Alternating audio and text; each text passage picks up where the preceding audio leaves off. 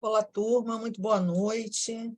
É, eu estou aqui cumprindo o nosso horário, tudo que a gente marcou direitinho, que eu marquei com vocês, mas eu, infelizmente, já vou pedir desculpas de antemão. Parece que está acontecendo um evento muito grande aqui por perto. Eu estou num local fechado, fechei tudo, mas talvez vocês ainda ouçam os ruídos, né?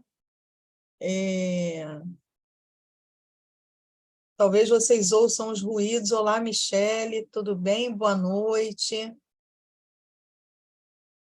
Oi, Michele, tudo bem? Eu estou aqui de antemão já pedindo desculpas, porque está acontecendo um evento enorme aqui perto e o barulho está, assim, bastante acentuado. Eu não sei se está interferindo aqui na minha web, mas eu estou com a casa toda fechada, mas ainda assim... Oi! A câmera funcionando. Que legal! Então, quero pedir desculpas aí se o barulho estiver incomodando, mas espero que esteja tudo razoável aí para vocês. Eu quero perguntar, né, se antes de eu começar essa aula, vou fazer uma web aula mesmo hoje, trouxe material para a gente poder discutir conteúdos, e eu gostaria de saber se querem fazer alguma pergunta, se a Michele quer fazer alguma pergunta, se alguém tem alguma pergunta a fazer. Acho que só entrou a Michele até agora, né? Quer perguntar alguma coisa, Michele? Ah, tem alguém querendo entrar aqui.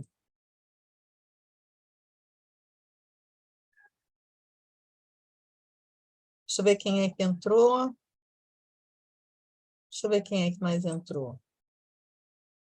Não. Alguém pediu para entrar, mas deve ter caído. Bom, então eu vou começar a nossa web aula, né? E, e aí, se no meio do caminho quiser perguntar, pode perguntar no chat, tá, Michele? Se não conseguir abrir o microfone, pode perguntar no chat que eu paro e respondo, tá legal? Vamos lá.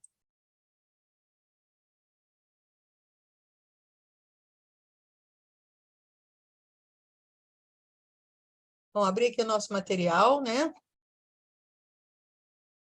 Será que está entrando alguém? Deixa eu ver se está entrando alguém. Ah, está entrando o Rafael. Deixa eu ver se ele entrou.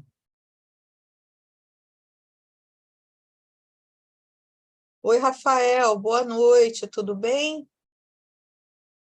Tudo bem, Rafael? Pode falar no áudio ou falar no chat, tá?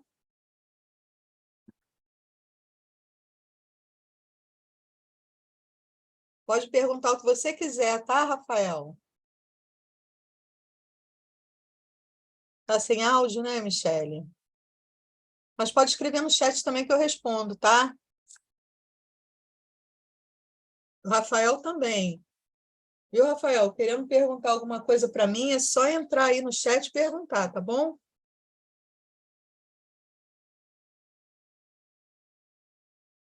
Eu vou começar a web aula mesmo, mas ó, tá entrando mais gente agora, acho que eu vou esperar um pouquinho.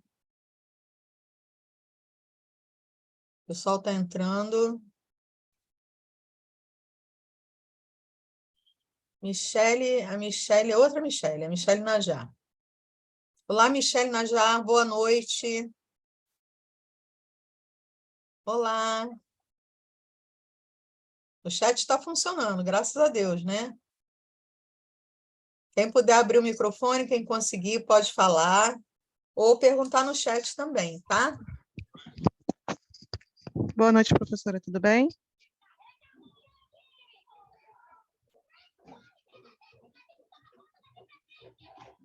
Quem quiser fazer alguma pergunta sobre AP1, AP2, AP3, estou aqui para responder. Só quero deixar claro uma coisa.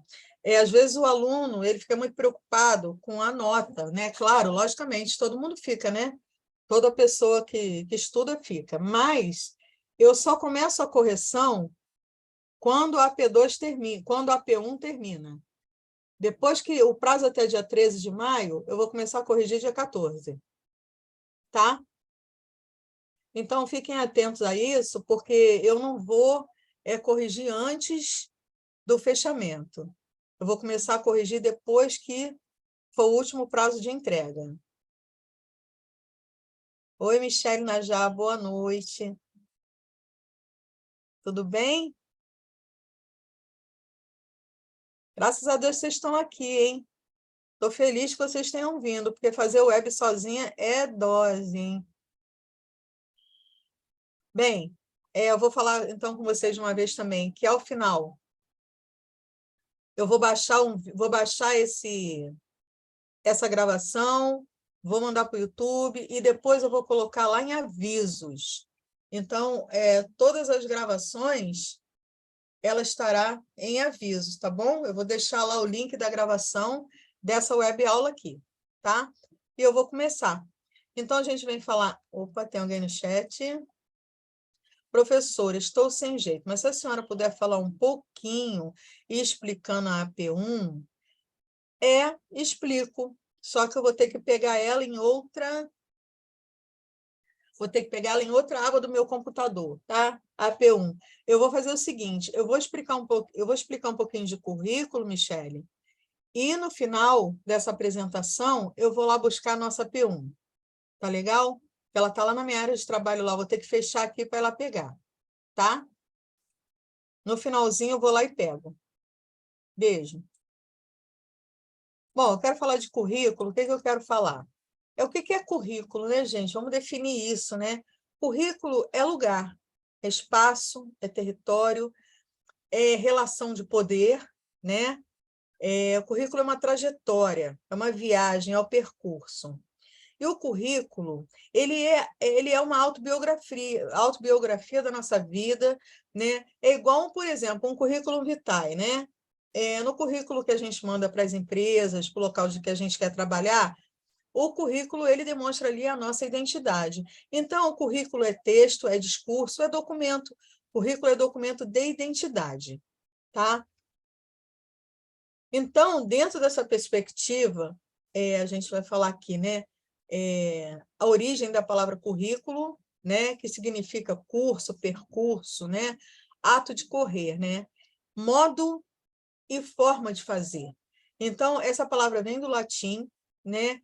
E o currículo significa aí uma identidade. Identidade de uma pessoa ou identidade de um grupo social, tá? Então, a partir daí, já que a gente está falando de currículo escolar, as perguntas: para que a escola foi criada, né? Em que época da história da humanidade? Quando se inicia a ida à escola, né? Quem deverá ir à escola? O que se faz na escola, né? Quanto tempo ficamos na escola? O que fazemos na escola? O que acontece com uma criança que não vai à escola? O que aconteceria com a sociedade se não houvesse escola? O que significa respeito à diferença na escola? O que acontece se um aluno não alcança as expectativas colocadas pela escola, né? E como a escola tem relação com a indústria e mercado de trabalho e por quê? Então, essas são as indagações que fazem a construção de um currículo. Então, a teoria do currículo, ela gira em torno dessas indagações que eu acabei de fazer.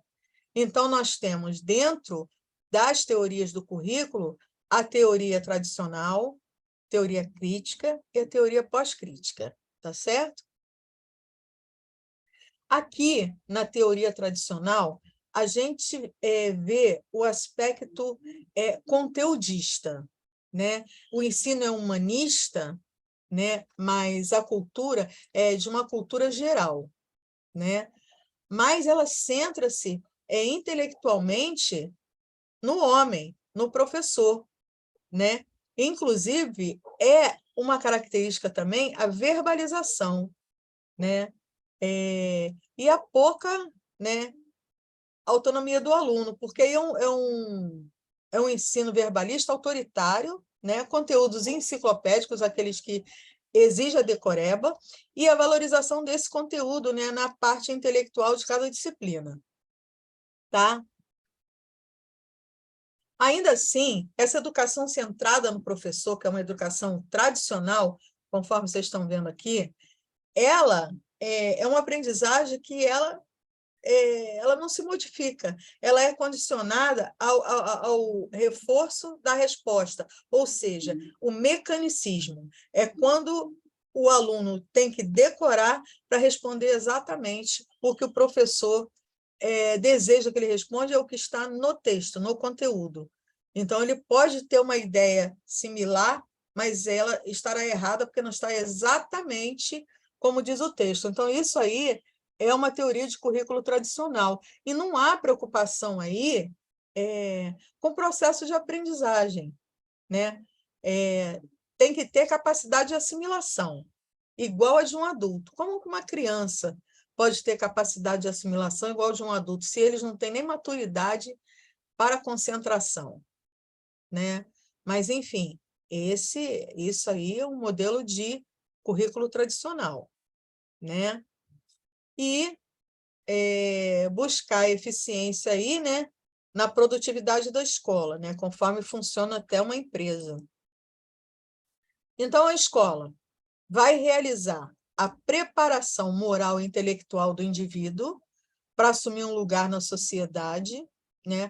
O conteúdo são verdadeiros acumulados pela sociedade, não existe aí uma reflexão se do certo ou do errado, é o que já se tem e o que se acumula e o que se tem que decorar. A avaliação é um aspecto, só do aspecto quantitativo, ou seja, só numérica. O tanto que você memorizou é o tanto que você vai receber em números, né, pelos acertos das questões. O professor, nesse caso, é o centro do saber, numa relação autoritária, técnica, né, e disciplinada. Aqui o aluno é uma tábua rasa e passivo, então o aluno ele não tem muito direito a nada, né, nesse caso. Tá? Então, isso é um exemplo de um currículo tradicional.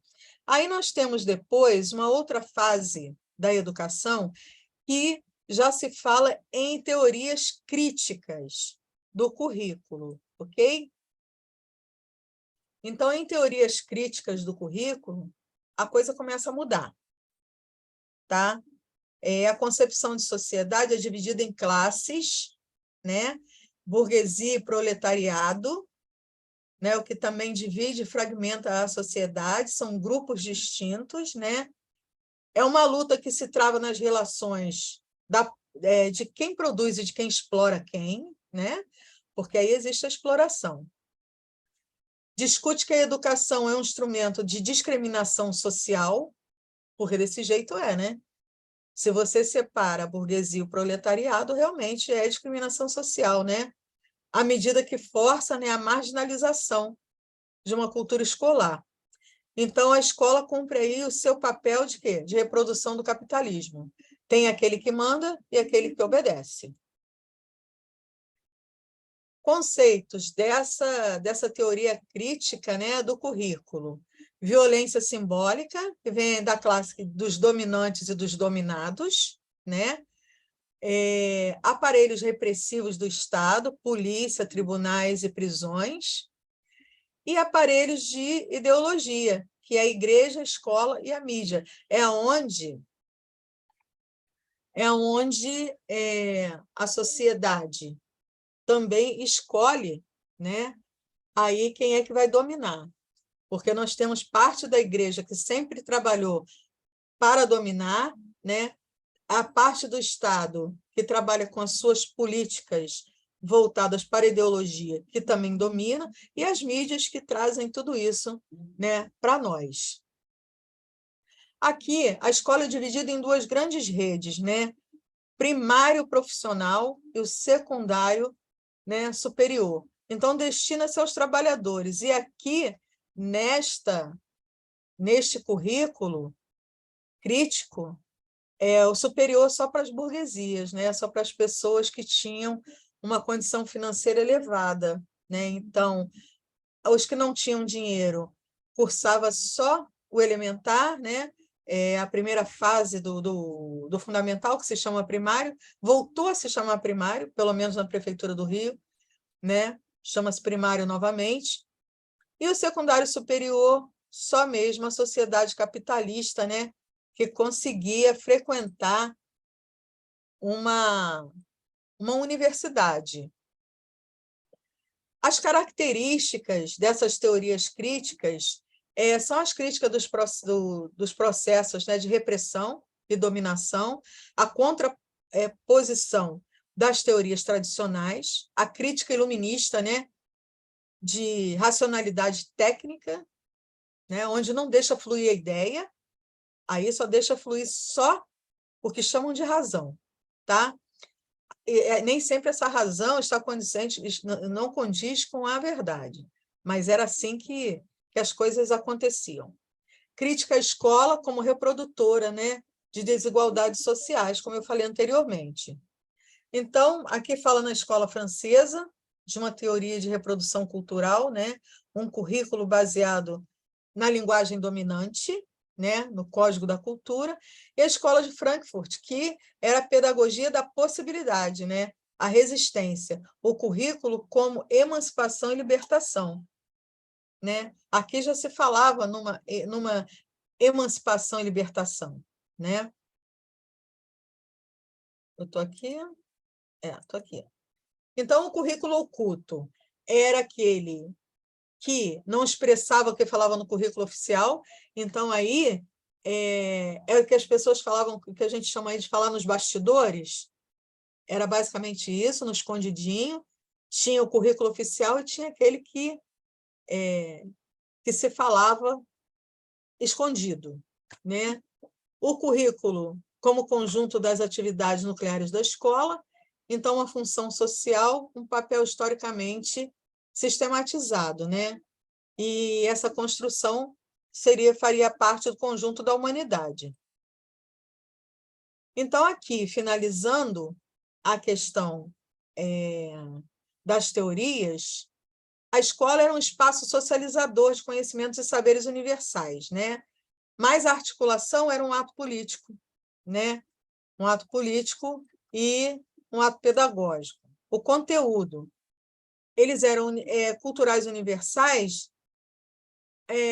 incorporados pela humanidade, né? Então, trazia essa realidade frente à realidade, muitas vezes sim, muitas vezes não.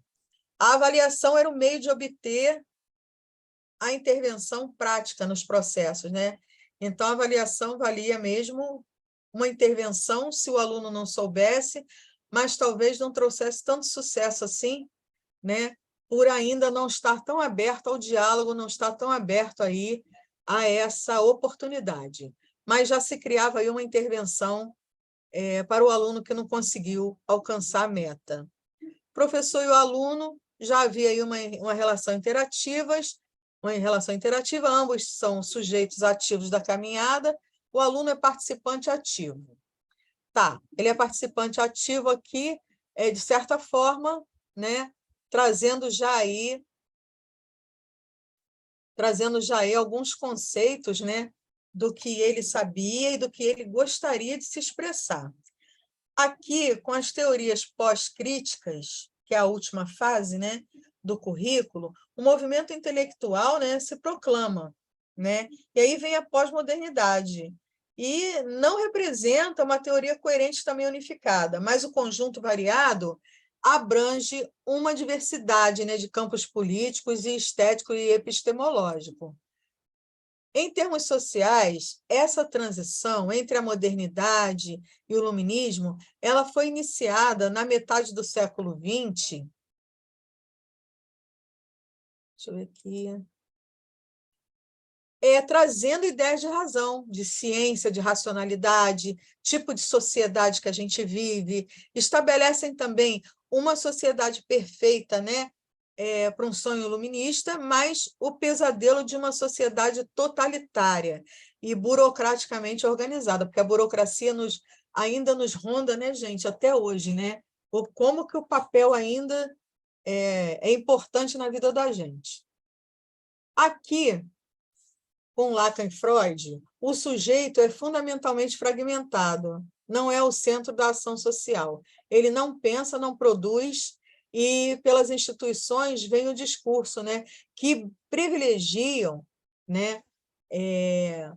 Essa questão da mestiçagem, hibridianismo, culturas e estilos de vida. Só que aqui, essa produção é uma produção feita pelas instituições.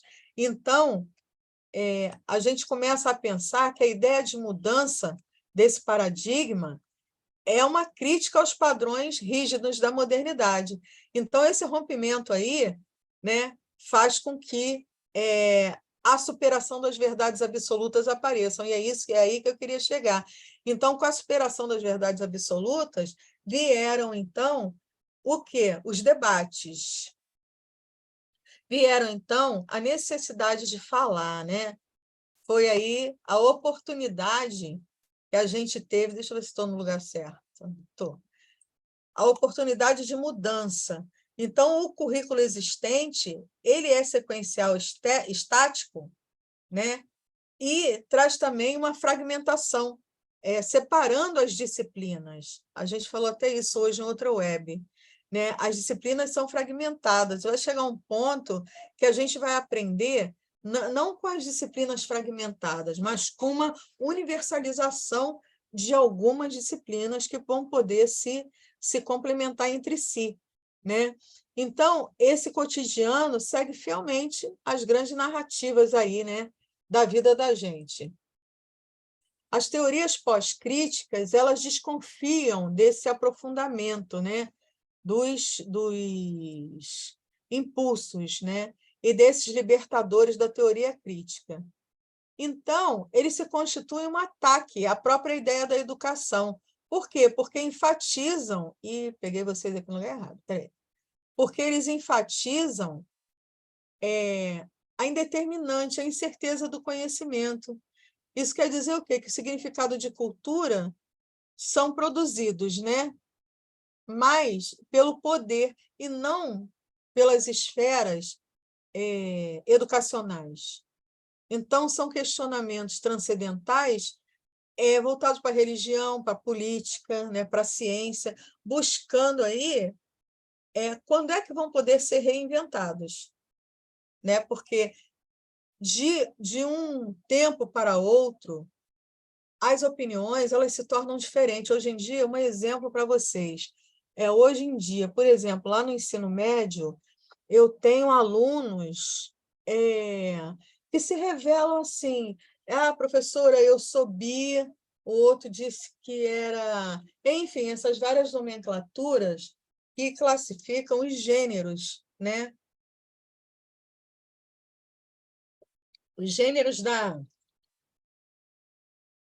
das pessoas, né? As suas preferências sexuais, tudo isso. Então, assim, no momento em que a teoria é crítica, no momento em que a teoria pós-crítica ainda também não está abrindo para determinados assuntos, onde os assuntos são ligados à religião, à política, à ciência, muitas vezes o aluno ainda não tem essa abertura para falar do jeito que fala hoje. Eu tenho alunos que se declaram com outra preferência sexual e que eles querem mudar o seu nome e que eles querem que eu respeite isso e que eu não os chame pelo nome de batismo, ou o nome que está na certidão, quero dizer. Mas aí é que está. Tudo isso exige uma legalização. Eu respeito a sua preferência, eu respeito o caminho que ele deseja seguir. Mas eu não posso, por exemplo, uma aluna que se chama Vitória, e quer ser chamada de OVIC, eu ainda não posso fazer isso, porque eu tenho o quê? Eu tenho a burocracia, essa burocracia que eu acabei de falar com vocês, eu tenho que chamar ela pelo nome que está escrito nos nossos documentos da escola, inclusive na hora de fazer a chamada. Então, é uma coisa que o currículo ainda não incorporou, a questão da diversidade, a questão da liberdade de escolha, né? A questão do diferente, que a gente tem que respeitar, né? O que é diferente. Então, essa desconstrução aí ó, acabei de falar isso, né, do conhecimento aí, o macho, a fêmea, o branco, o negro, é uma discussão das atuais e rígidas separações curriculares entre as diversas áreas do conhecimento. É uma discussão que tem que acontecer, né? Eu acho que é uma discussão que tem que acontecer, porque é difícil essa questão, a consciência negra, né? O negro, o branco, o macho, a fêmea, ou aquele que nem é macho e nem é fêmea, tem um ser chamado binário, e, enfim, existem várias modalidades várias formas de vida, né? E de escolhas que a gente precisa respeitar, mas para isso tem que haver discussão, tem que haver a conscientização, né? E o currículo, ele talvez não esteja aberto, né? Currículo como discurso aqui, ó, ele talvez não esteja aberto a essa realidade, né? Concebida fora dos processos linguísticos do que está escrito ali, porque existem várias representações. Hoje a mídia, né? E a tecnologia ajudam muito a gente nisso, né? Porque são muitos casos, são muitas situações que a gente se vê envolvido não só porque a gente viu na televisão, mas que a gente se vê envolvido na nossa própria realidade, como os alunos especiais.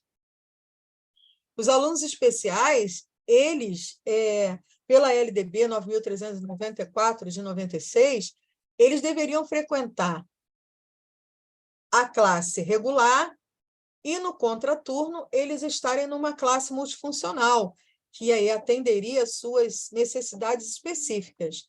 Aí eu pergunto a vocês, existe classe multifuncional em todas as escolas? Não, mas aluno especial tem em todas as escolas,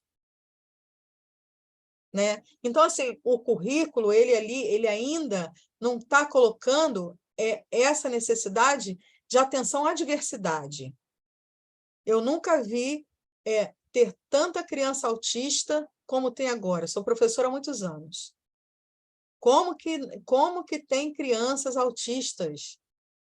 Então, as escolas estão lotadas de crianças autistas nas classes regulares, logicamente. E a classe multifuncional, nem todas as escolas possuem no contraturno, e as mães são obrigadas a se deslocarem, o que faz com que essa mãe não possa trabalhar. Não é? Bem, a gente finaliza aqui, né, esses três períodos aí do currículo, né, mostrando para vocês que existe esses três momentos, né? Esse momento pós-crítica aí está se aproximando do nosso momento, mas o nosso momento ainda requer mais reflexão e mais atuação, né? Não só das autoridades, mas também como da família, né? Porque a família brasileira também precisa ser mais ativa, acompanhar mais a escola, né? A gente sabe que muitas vezes a família está muito ausente, né? Da questão escolar dos seus filhos, da vida escolar dos seus filhos. Então, o que as teorias pós-críticas não respondem? É isso que eu acabei de falar para vocês. Aqui, as teorias pós-críticas não respondem à fragmentação das relações sociais, né? A separação, né? Fragmentar e separar. A relatividade, né? Relativação dos conceitos, é isso que eu estou falando, que a gente precisa discutir muitos conceitos que até aqui não foram discutidos, né? A primazia da ambiguidade, né? Indeterminada, né? Numa situação real, acaba ficando ambígua, parece que tem duas posições, duas posturas. O hibrismo, né? O híbrido, né? Das concepções, né? Das possibilidades de compreender o que é real, né? Em sua totalidade. O não há o real para se fazer uma crítica, porque o que pode ser real para um pode não ser verdadeiro para outro. Então, a gente tem que estar aberto a todo esse conhecimento, a toda essa diversidade. Não há conceito para ser sistematizado insuficiente para ser transformador. Claro que nós não estamos sendo transformadores. Ainda não. nós não estamos sendo transformadores. Por quê? Porque nós não estamos preparados para transformar a realidade para uma coisa melhor, para um tempo melhor, né? A gente pode dizer isso até em contrapartida, se posicionando, por exemplo, com a escola pública. A tecnologia ela já faz parte da vida da humanidade, não tem para onde correr, né? O banco, as eleições, a saúde, equipamentos, tudo hoje gira em torno da tecnologia. E a gente chega na escola, na escola pública, a gente não consegue, a gente não tem Wi-Fi, né? Para um aluno. A gente também não tem uma sala de informática para esse aluno, né? E ainda tem professor que diz, eu abomino o celular. Sim, você abomina o celular em determinadas horas, mas você tem que se organizar para o seu aluno trabalhar pedagogicamente com esse celular, porque a tecnologia é possível, porque, na verdade, quase todos eles têm, né? Então, é dessa maneira que a gente quer transformar, e a gente quer transformar na melhor transição. Mas, como vocês podem ver, muita coisa ainda depende de quê? Depende dos órgãos públicos e depende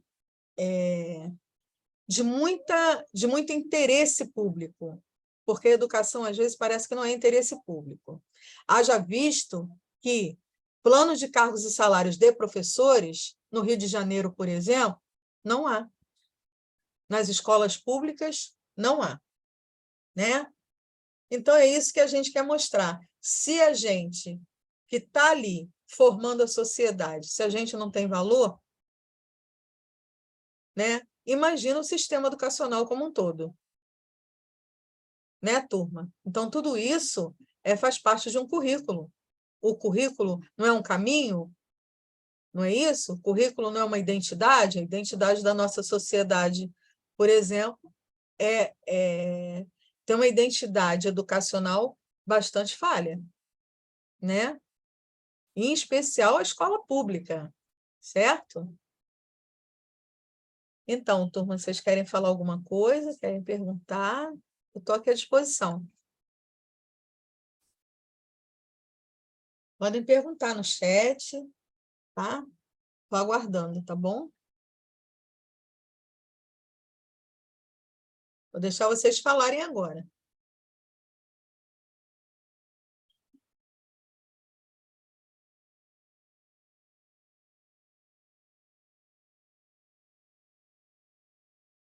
Alguém deseja perguntar alguma coisa, falar alguma coisa?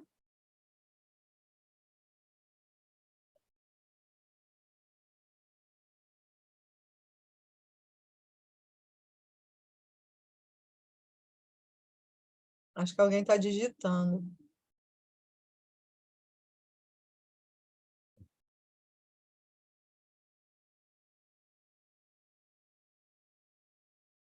Eu tenho que ver lá, né?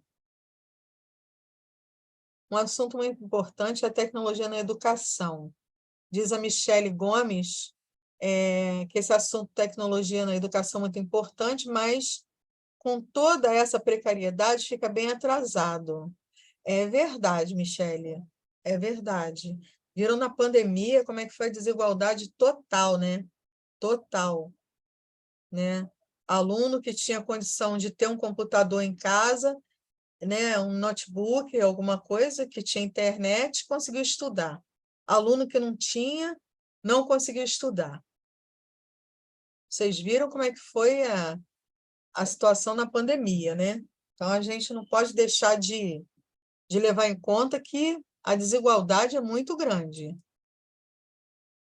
Faço parte da residência pedagógica e vejo isso na rede municipal de Belfor Roxo. Ô, Michele Gomes que falou. Nossa, Michele, nem fala. Nem fala, Belfor Roxo, eu acho que na Baixada, né? Na Baixada Fluminense, eu moro em Caxias, né? Na Baixada Fluminense, essa realidade é mais dura. Mas eu vou falar uma coisa para vocês. Sabe o que eu descobri? Eu pensei que em lugares, países do primeiro mundo, que na pandemia estivesse todo mundo estudando, pois não estava. tá? No Canadá, por exemplo, eu peguei um depoimento, um vídeo, né? Uma live de um diretor de escola do Canadá que falava em desigualdade. Ah, sim, até para comer, nem fala, gente, a caristia que tá, alimentação para comer tá sendo difícil, sim. Tá sendo difícil e, infelizmente, né? Espera aí só um pouquinho que eu vou ver se eu acho o nosso. Eu quero ver aqui se eu volto aqui para minha área de trabalho. Não, tem uma coisa aqui no chat, espera aí. Sério? Seríssimo. Eu vi lá. Opa, daqui a pouco eu vou desligar a gente aqui. Eu quero pegar,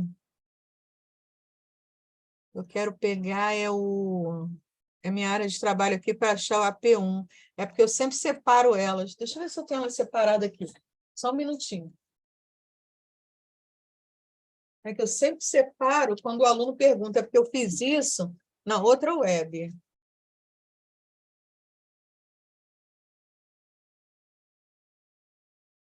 Não. Me lembra qual é o assunto. Me lembra qual é o assunto que eu vou. Me lembra qual é o assunto, por favor, que eu vou explicar. É porque eu não tenho ela aqui agora. Eu estou com medo de sair aqui. Deixa eu ver, espera aí.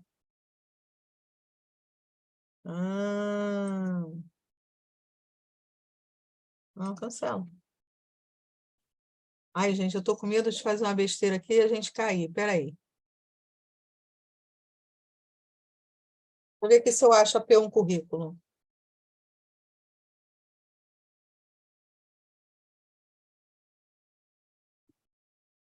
Eu achei aqui, ó.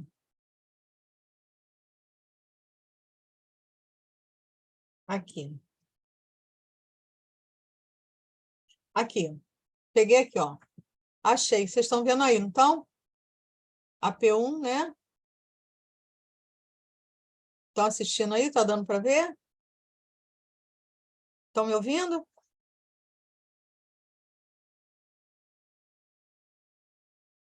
Não está me ouvindo? Não está me ouvindo, não, Michele? Ah, está me ouvindo? Tá ótimo. Então tá aqui a P1, né? Eu estou compartilhando com vocês. Está dando para ver? Então, o que eu estou pedindo? Faça uma. Deixa eu ler. Não está dando para ver a P1, não? Ah, então eu vou só ler. Faça uma pesquisa. Estou vendo a P1 na tela, exatamente. Ah, tá. Ela saiu da tela. Então, aqui. Faça uma pesquisa colocando referências sobre a Base Nacional Curricular Comum, a BNCC, apontando as principais mudanças da BNCC, né? Então, leia os apontamentos do professor José Carlos Libânio e relata o que considerou mais importante. Então, você tem aqui dois momentos, né, da sua pesquisa. O primeiro momento é o momento que você, né, aqui tem as orientações, ó, faz a pesquisa sobre a base curricular comum, apontando as principais mudanças, né? E ler os apontamentos aí, que é esse texto aí do professor José Carlos Libânio, e colocar o que você considerou mais importante nessa entrevista, tá? Esse vídeo é um vídeo de apoio, certo? Se vocês não quiserem falar nada sobre o vídeo, não precisa falar nada sobre o vídeo. Esse vídeo é de apoio, tá? E essa atividade deverá ser postada no Word ou em PDF. Deu para entender, Michele? Que você tem dois momentos.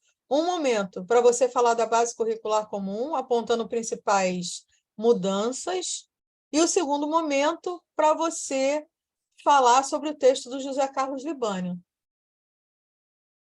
Entendeu isso?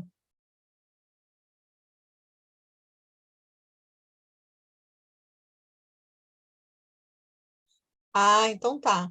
Ó, não esquece das referências, coloque as referências. Ah, professora, mas eu só trabalhei com texto e o vídeo que você deu, não importa.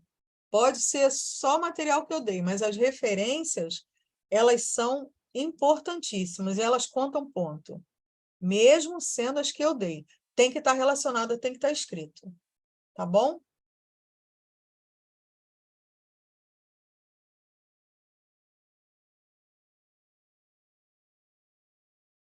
Tem mais alguma pergunta, Michele? Se tiver, eu estou à disposição. Acho que agora os meninos foram embora, só estamos nós.